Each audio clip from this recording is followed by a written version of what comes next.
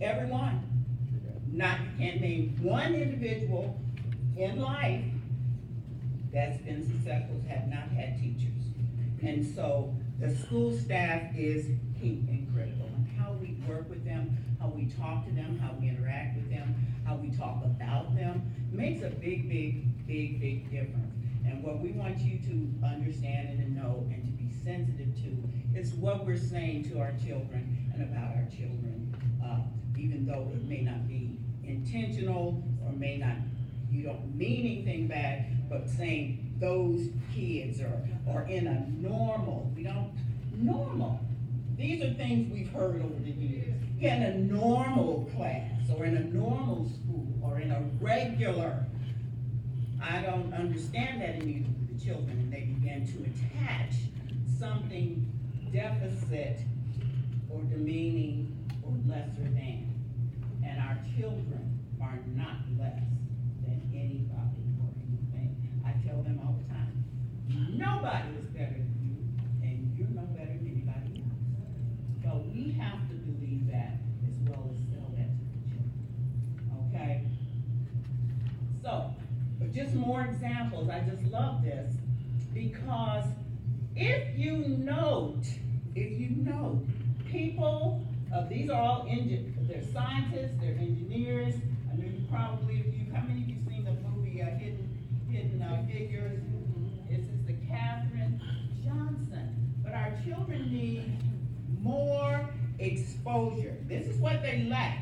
It's not because of their socioeconomic level that limits their, that says or identifies them as intellectually deficient, is lack of exposure to them. If you think about it, most of us are middle class at least. If our children, if we even suspected that they were struggling in school, what did we do? We tutored them, we got tutors, we sent them somewhere to get tutored. We put in whatever they needed for that. And that's the difference in our babies living in at the level that they are. They oftentimes don't have those resources to push in, but the parents want better for their children. We all do. And that's the big difference.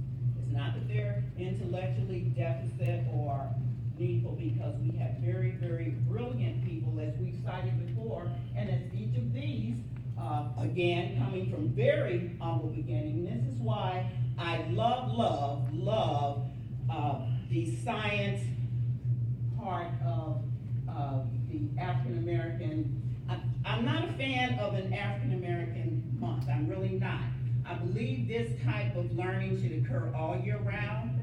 I believe we should be incorporating these things, sharing those types of stories of various cultures, and the progress and the impact these people have made in our world at large. We focus a whole lot on Harriet Tubman. We focus a lot on that. And we'll throw the gratuitous Dr. Martin Luther King in, and he's wonderful. But our children need to see that somebody looked like them. They created and did things that were good for the world. Dr. Bath, she was instrumental in the chemotherapy field. Just instrumental. And how many of us, having my brother even recently going through this, benefited through that type of help in the medical field. Katherine Johnson, as you recall, called the human computers. Brilliant as a child. They couldn't keep up with her. Family was poor. Family did not have enough. But they realized, even the teacher recognized something in this little girl, that they said, we've got to get her more help. She's beyond what I can do. So when we recognize these gifts and talents in our children and in our young people, Dr. Bath, the cataracts up here, for the cataract surgeries and so forth. The older, as you get older in life here, these glasses, we might need to go get the cataract going on. But different ones have served in the fields of something that we are exposed to. He's my favorite one. I do this almost every year. Dan Matzliger. How many of you own only one pair of shoes? 50 pair of shoes. More than 50. I bought shoes like nobody's business. I have so many, but we can afford it now because of his invention of the shoe lasting machine. No one could invent a sewing machine. This was a young Navy man. And he said, no, he can't do it. They've been trying to get that machine that would go around, could heal in the sole, couldn't do it. He made one, he developed it, and our industry bloomed. Because prior to that, you were having to make shoes by hand that took 8 to 10 hours for one pair of shoes. Who can afford that?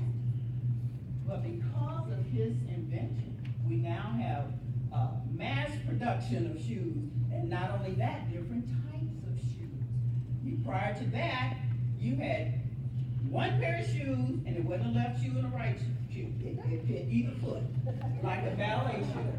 And it took, and then they were passed down to the younger and down to the younger. But because of people like this, people with humble beginnings, people that believed in themselves, people that believed in them, we now have things that we can accomplish and we can enjoy. I can go on and on. We have Dr. Morgan, Mr. Morgan, with the traffic light. Our very lives are influenced by people of color, people of other ethnic groups. But our children rarely see or hear or exposed. Well, we're exposed to a lot of the sports, that's obvious, that's apparent. A lot of music, that's obvious and apparent, the giftedness in those areas.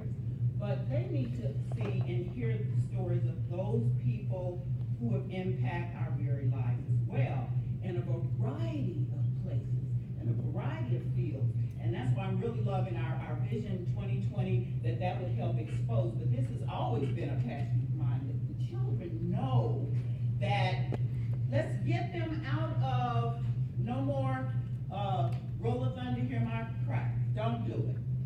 Because they remain in a victim mentality right there. You never get them out of that. And so not only do they continue to see themselves as victims, but you begin to continue to see them as victims. And it just does. It just happens. Because you never see anything beyond that. And that's why I love our books. If we can expose our children, and I set a variety of books over here, of people that look like them, things that, accomplishments that people of color, Hispanics, African Americans, our Jewish brothers and sisters, various ones, allow the children to hear those stories and to see. And that causes what? It causes dreams. It causes, you know what? I can do that, I can do that. Wow. It causes those kinds of things. So, here's what they lack. They lack the exposure, they lack experience, and they lack that growth mindset. We lack the exposure, the experience, and the growth mindset.